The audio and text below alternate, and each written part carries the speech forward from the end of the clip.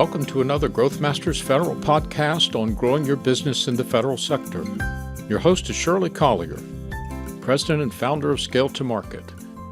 Scale to Market helps businesses think, plan, collaborate, and prosper in the federal marketplace by developing and executing customized, comprehensive, data-driven business development playbooks. Although we have previously touched on shaping procurements and more specifically on pre-solicitation communications between contractors and contracting officers, the subject deserves special attention and a special type of presentation. This communication process is undoubtedly one of the most important elements in successful federal sector sales. It's called for in the FARs and encouraged by purchasing offices across the government. However, very few small businesses do it well or at all, and those that attempt it are often rebutted and indeed ignored by contracting offices. Many become frustrated at their lack of success and give up trying, while those that understand how it works and the rules of the road leverage it consistently to win contracts and expand their footprint in client agencies. Shirley's guest today brings years of experience as a government buyer and contracting officer to the discussion, and the presentation has more of a seminar feel, with role-playing and very specific detailed explanations of issues, policies, procedures, and protocols, so that we can maximize the value you gain from taking the time to listen.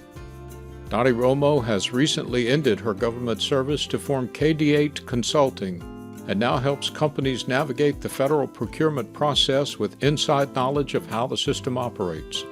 Enjoy the podcast.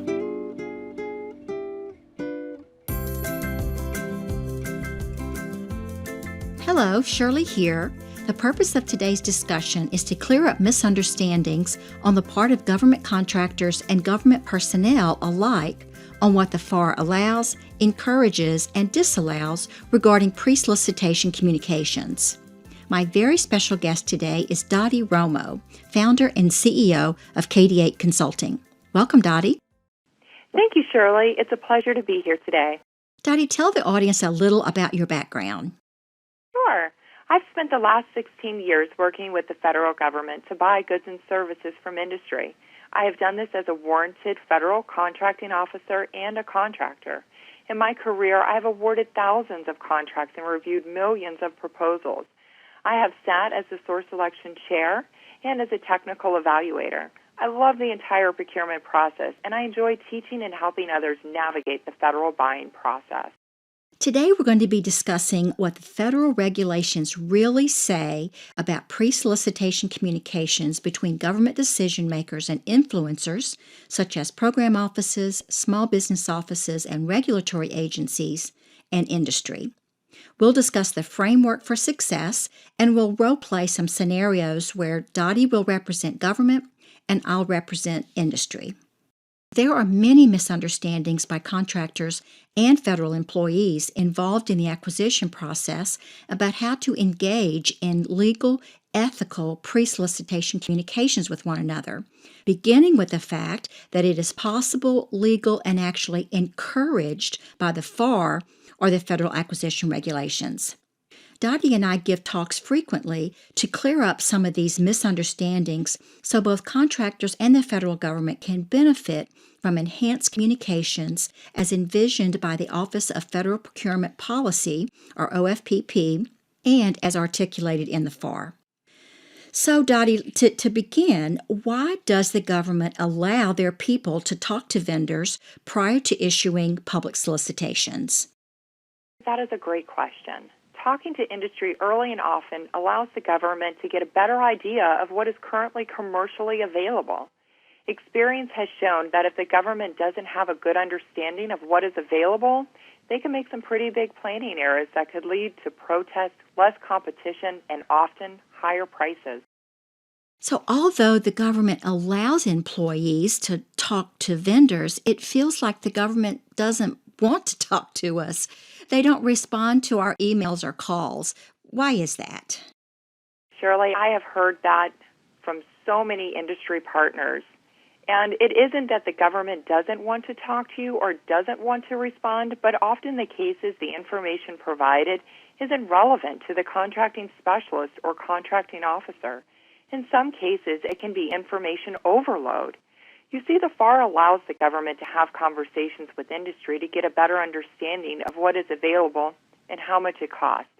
This helps the government to develop their independent government estimate and truly define and redefine their requirements. However, just like the industry, the government has deadlines that they have to meet to get funding obligated before it expires, solicitations on the streets, and contracts awarded in order to keep the mission of the agency moving forward. We do like receiving information from industry. It really needs to be relevant to what we are procuring at the moment or within our current budget. There seems to be wide differences among contracting officers. Some contracting officers are not very comfortable talking to industry. Some contracting professionals are new or have had bad experiences on previous procurements. In some cases, contracting officers have been protested by industry for perceived unfair competitive advantages, which could stop or delay a procurement. To avoid this from happening, contracting officers are more risk adverse, meaning they will release information to all possible vendors at the same time to avoid any concern. Despite the reservations of some contracting officers, tell us what the FAR actually encourages. The FAR does encourage effective communication between government and industry.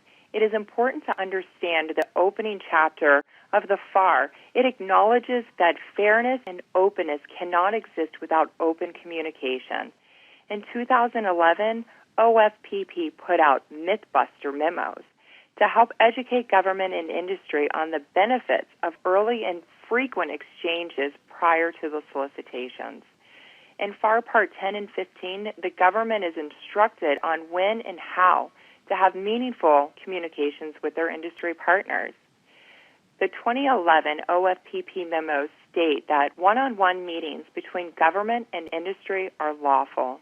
They lower the probability of protest, allows the contractor to provide valuable information to the program and contracting personnel, and that broad participation, meaning reaching out to businesses of all sizes, is encouraged.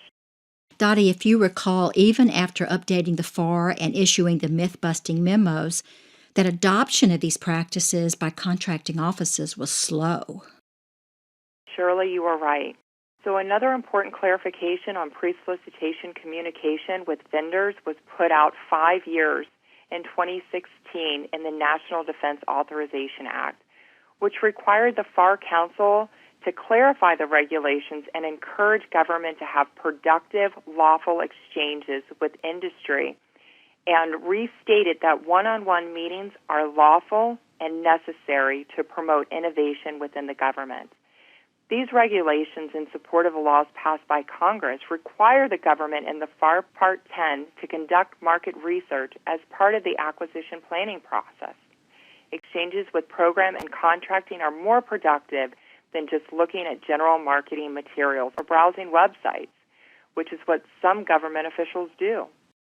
Okay, so knowing there is intent by the government to interact with industry prior to issuing solicitations, let's take a look now at the framework, the who, when, what, and how for successful communications, so we as vendors can be assured we're doing it correctly. Many people are involved in pre-solicitation communications, such as the government contractors, end users, requirements analysts and program personnel, contracting office folks, which include the contracting officer, contracting specialists, contracting office representatives, contracting office technical representatives, support personnel, and agency small business representatives. As to when these communications can take place, they may begin even before a requirement is officially identified, all the way through receipt of proposals. If you have a product or service an agency may benefit from, you may and are encouraged to talk to them about it, even if the government has not officially released a requirement for that product or service. Educating government personnel on innovations that serve the public good is a good thing. Planting seeds is a good thing. However, once an RFP has been released, the communication is public, meaning that all questions from vendors and their answers from government personnel are posted for everyone to see, even those vendors who are not considered an interested party. But until the RFP is released, one-on-one communications between government and industry are ethical and legal. Well, that was the who and the when. Let's discuss what can be discussed during the pre-solicitation process. Those are contract type, so will it be a firm fixed price or a cost-plus contract? Contract strategy for award, will it be a single versus a multi-award? 1-year contract, 3-year, set aside, full and open? Where will it be advertised? FBO, GSA, or another contract vehicle? The schedule for the procurement can be discussed. When will the RFI or their sources sought notification come out? When will the RFP be issued? How long will vendors have to respond?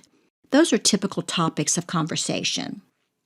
Through early communications, what might in the private sector be termed brainstorming sessions, the government defines a requirement to their vendor community, and the vendors respond with opinions on the challenges, possible solutions, and cost estimates. This informs the government on vendors' capabilities, which in turn can be used in the solicitation when it is issued. These types of communications have been happening for many decades between government agencies and large, deeply entrenched contractors. But we encourage small businesses to do the same. Small businesses can have significant value propositions to offer the federal government. I want to clarify that the specifics of a statement of work or performance work statement that is not advertised as a draft cannot be discussed with industry. If this is a new requirement, however, as the government develops the requirements, industry is invited to educate the government on their innovations and solutions to help the government gain a better understanding of what is available in the vendor community. Thanks for that clarification, Dottie. However, if you're interested in a recompete, the statement of work is public. You will have to go back to the original solicitation for the last time the acquisition occurred, or you can FOIA the contract. That's a Freedom of Information Act. You can FOIA the contract to find that out. Dottie, we need to take a break. When we come back, we'll talk about additional topics that can be discussed with the government prior to a solicitation being issued. Don't go away. We'll be right back. Today's discussion is brought to you by Scale to Market, and your host is Shirley Collier. Utilizing the proprietary Davy Business Development Growth Framework, Scale to Market partners with business owners and executives to achieve profitable and sustainable growth in the federal marketplace. Email Shirley at scollier@scaletomarket.com to obtain your copy of the Davy Growth Framework. Growthmasters Federal is a nationwide community of growth-oriented government contractors, their owners and executive teams, and the professionals who support them. The mission is to share experiences and discuss timely topics on planning and executing the most effective growth strategies in the complex, highly regulated, but opportunity-rich federal marketplace. And now back to our podcast on how to shape federal procurements by communicating directly with target agencies and contracting officers, featuring Dottie Romo, former government contracting officer and now CEO of KD8 Consulting.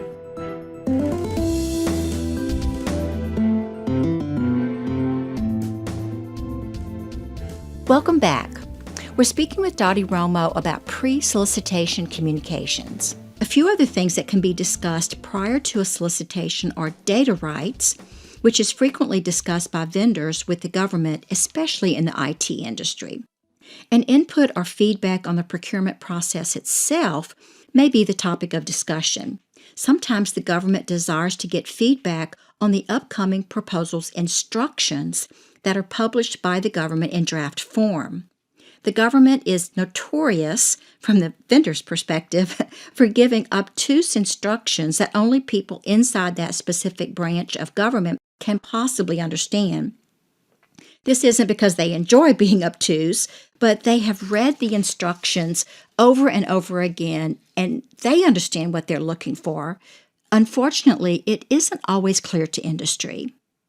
Obtaining relevant feedback, especially from new bidders, can be very helpful to the government so they in turn can clarify instructions to all bidders. Contractors can also advise the government on what supporting documentation would be helpful to the vendor community to produce an accurate bid. And of course, there are a plethora of other concerns the contracting community may have about any upcoming procurement, ranging from personnel qualifications to set-aside and teaming requirements. These are all legitimate pre-solicitation communications. Okay, so now that we know generally what can be discussed prior to the issuance of a solicitation, Dottie, let's talk about how to sell innovation to the government. These may be products or services that the government has never purchased before. Sure. In some cases, as in the private sector, government agencies are unaware that they have a requirement for a specific capability until they've been educated about its availability and benefits.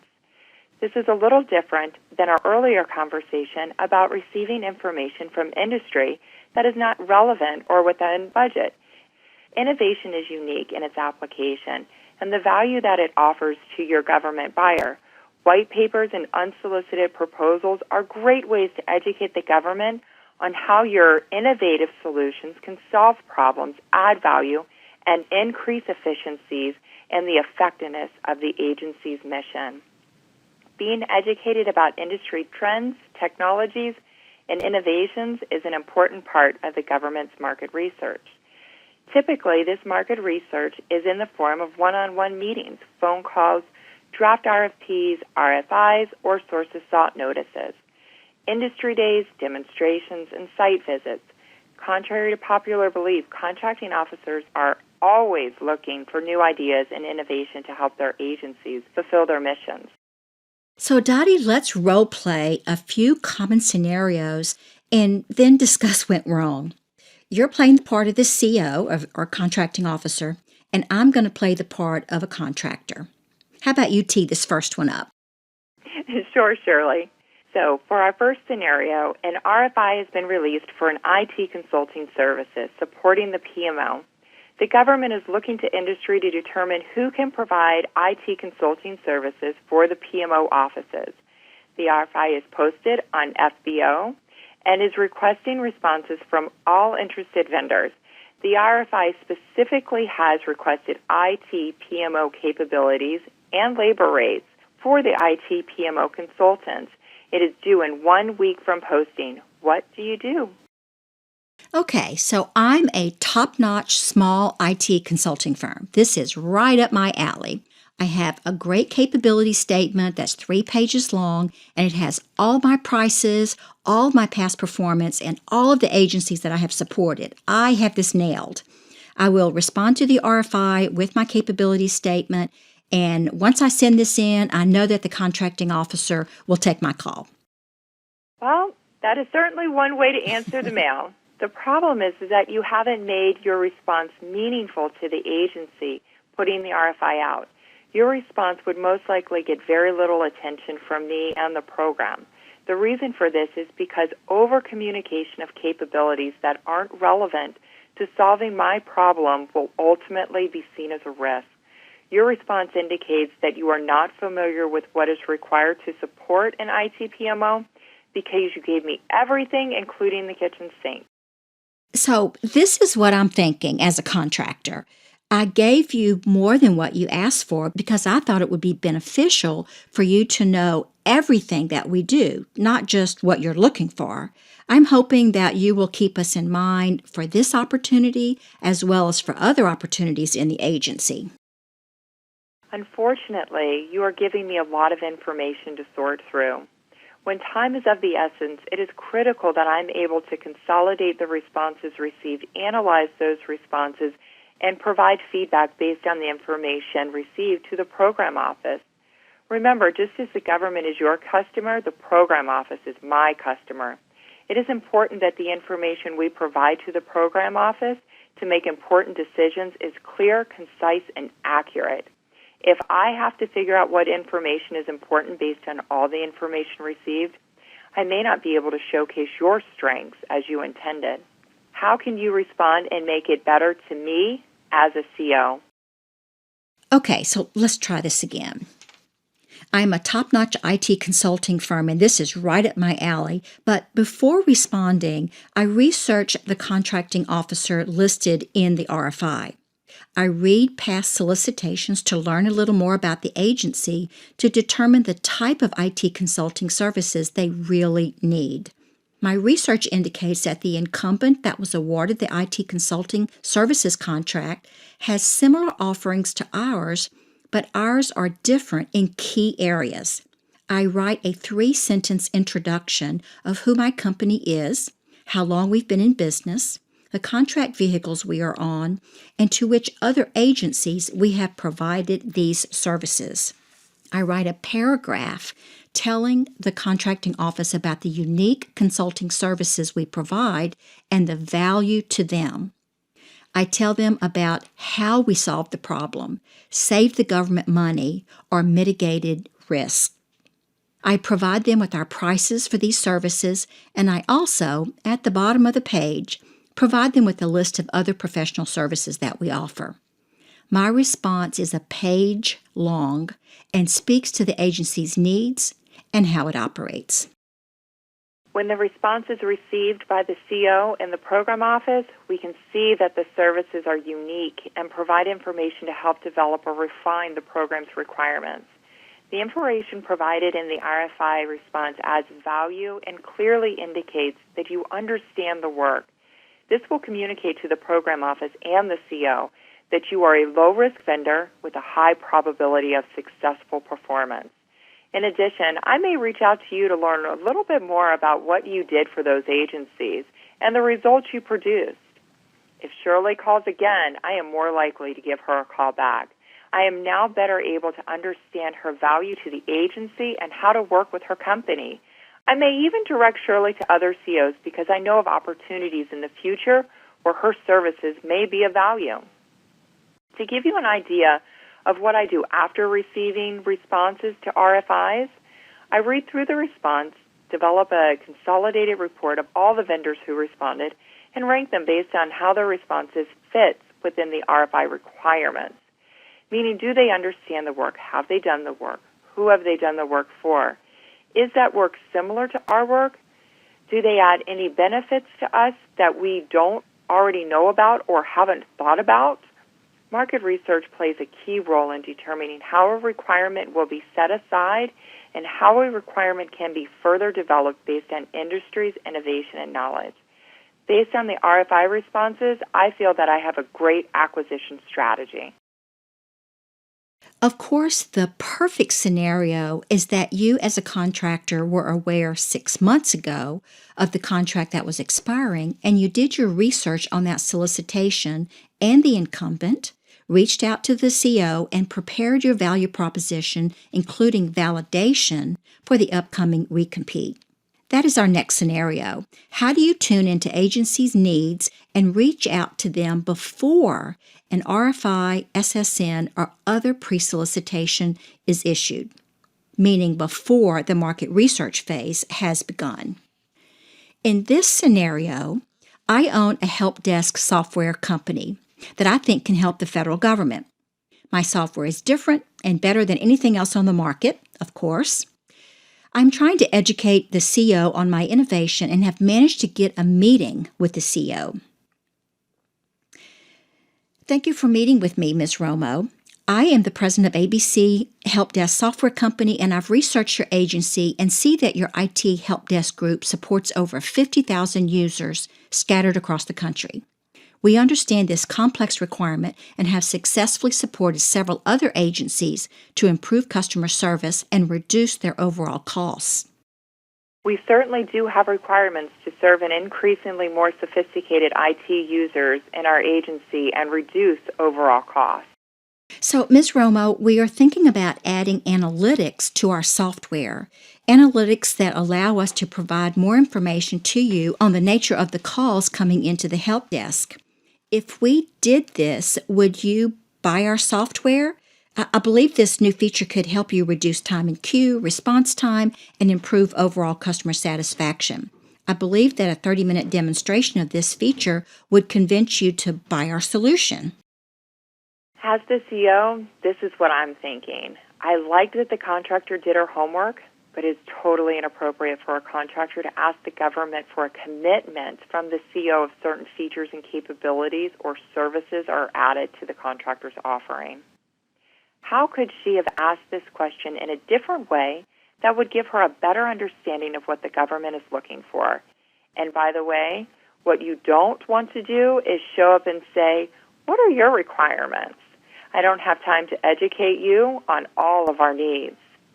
Let's replay scenario 2. Thank you for meeting with me, Ms. Romo. I'm the president of ABC Help Desk Software Company. ABC currently provides predictive workload analysis reports for your sister agency. In providing this service, we noticed that they could really use pinpointed analytics for incoming calls within their existing call center. I wanted to share our capabilities with you because we understand that you currently procure your help desk services from our competitor. Now, they're a great firm, and we're familiar with their offerings. However, we believe that our innovation around call center analytics is unique. We currently support over 75,000 users across the country. Our analytics help our customers to determine how help desk services are being used, how they can be improved, and how to reduce overall costs. We certainly do have requirements to serve an increasingly more sophisticated IT user in our agency, and we are always looking for ways to reduce costs without reducing quality. So, Ms. Romo, if you and your program are interested, we would like to give you a brief demonstration of our unique software features. Well, I would be interested in learning more about your innovative solution. I can see if the program has some time to meet briefly. So what you saw here was a vendor that had done her homework. She knew that the current solution used by the agency was inadequate in solving a problem the government typically has, and her firm provided that solution to another agency successfully. She has past performance, credibility, and is now asking to demonstrate or validate her assertions.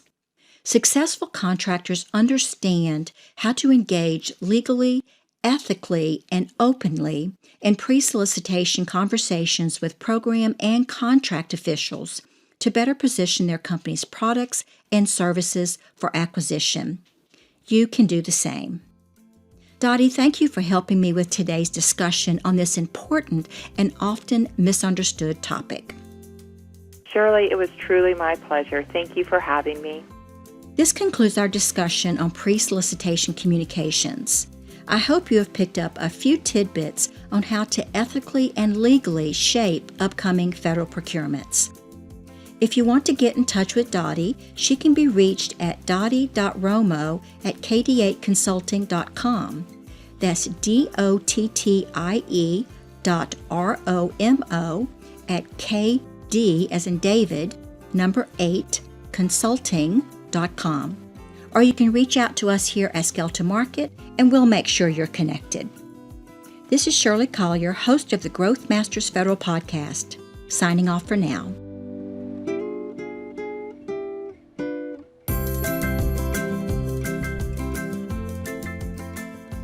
Thank you for joining us today. For more information on how to grow your business in the federal marketplace, visit our website at scaletomarket.com. That's scale2market.com, and subscribe to the Growth Masters Federal channel wherever you get your podcasts. Check out our webinar series on the Scale to Market website, and join us again soon for another informative Growth Masters Federal podcast.